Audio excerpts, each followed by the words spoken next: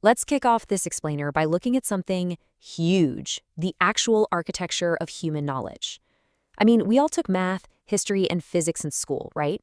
But how do these completely different subjects actually relate to each other? Let's dive in and find out. To start us off, we really have to ask a massive, almost overwhelming question. How in the world do we take all the information out there and organize it into manageable little neighborhoods? It's literally a puzzle that educators and curriculum designers have been wrestling with for decades. Okay, here is our roadmap for today. First, mapping academic disciplines. Second, the two axes of knowledge. Third, the Becher-Biglan typology. Fourth, science in the curriculum. And finally, the value of science. Section 1. Mapping academic disciplines. So what exactly is an academic discipline? Well, it is not just a random subject you take for an hour on Tuesdays. It's a highly systematic, organized body of knowledge. It has very specific things it studies, strict procedures for how to research, and clear criteria for what counts as a valid result. Think of it less like a category of books in a library, and honestly more like a distinct culture with its own unique rules of engagement. Section 2. The two axes of knowledge. First up, we need to draw a line between pure disciplines and applied disciplines.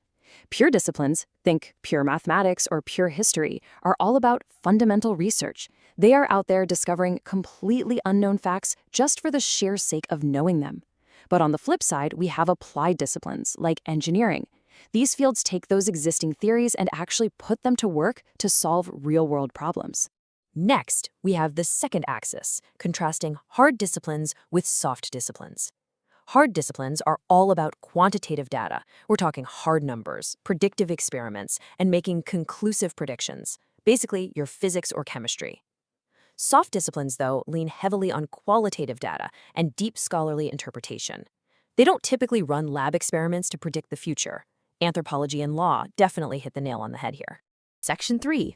The Becher-Biglan typology. Okay, this is where it gets really fun.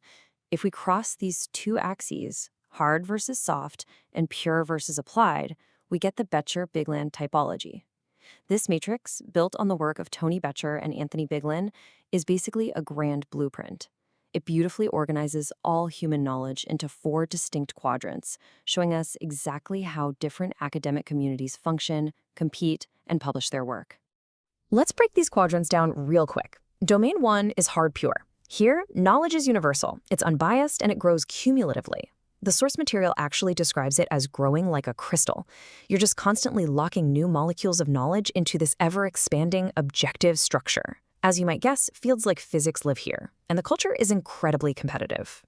Moving over to Domain 2, we have hard applied. Here, the focus shifts entirely to mastering our physical environment. It is highly purposive work. You're basically taking that pristine crystal of knowledge from the hard pure side and using it to invent functional techniques, physical products, or patents. Engineering is the classic example here, right alongside clinical medicine. Down in Domain 3, we enter the soft pure neighborhood. Subjectivity is way higher here. The data is qualitative, and knowledge is what we call reiterative. That means researchers might study the exact same historical event over and over again and come up with entirely different yet completely valid interpretations. Oh, and here's a fascinating little quirk. Sociology is generally soft pure, right?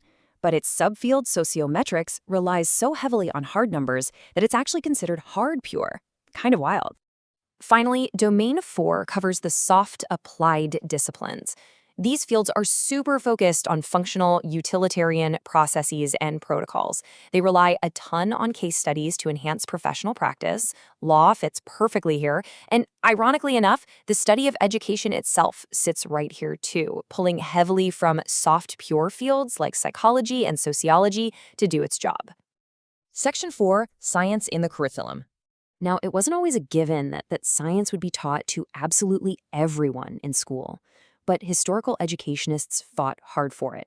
Way back in 1867, Cannon Wilson pointed out that science fundamentally teaches us how to evaluate truth. It lays down the strict rules for what evidence is and what proof is. And honestly, those are universal skills every single person needs. The philosopher Herbert Spencer hit on something absolutely crucial too. He argued that since we literally live in a modern world entirely defined by scientific discoveries, neglecting it would leave you at a massive disadvantage. The hard disciplines have completely revolutionized human life, so understanding them is practically a survival skill. Section 5. The value of science. So, why does science take up so much space in our schools? Well, first, it acts as a mental gymnasium. It provides this incredibly unique intellectual training in how to observe and reason. It forces you to form clear concepts from hard facts. Plus, it builds intense disciplinary habits. The rigid nature of math and science naturally trains your brain to concentrate, stay organized, and think completely logically. Second, it is just intensely practical. From a strictly utilitarian standpoint, it equips you to manage your daily life, understand your household budget, and maybe even pick up some healthy, productive scientific hobbies for your downtime. Vocationally, it's the absolute non-negotiable bedrock for some of our most vital careers, like engineering, medicine, and IT. And finally, science gives us immense cultural and moral value. The discoveries made by giants like Galileo, Newton, and Darwin, those are literally the treasures of mankind, right up there with the greatest works of the humanities.